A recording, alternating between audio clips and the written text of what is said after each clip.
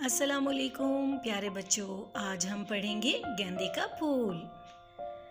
जी, ये गेंदे का फूल है।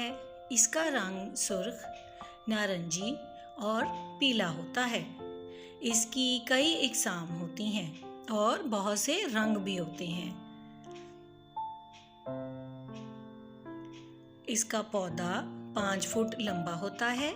इसकी पत्तियां बहुत मुफीद होती हैं। इसमें बहुत से विटामिन्स पाए जाते हैं और इसकी पत्तियों से अद्वियात भी बनती हैं। ये फूल बागात में बहुत ज़्यादा मिकदार में पाया जाता है। इसकी खुशबू बहुत अच्छी होती है और ये फूल जल्दी मुरझाता नहीं है। इस फूल के हार और गजरे भी बनाए जाते हैं। इसका पौधा बहुत मुफीद है। मुझे गेंदे का फूल बहुत पसंद है। Subscribe, like and share. अल्लाह हाफिज़।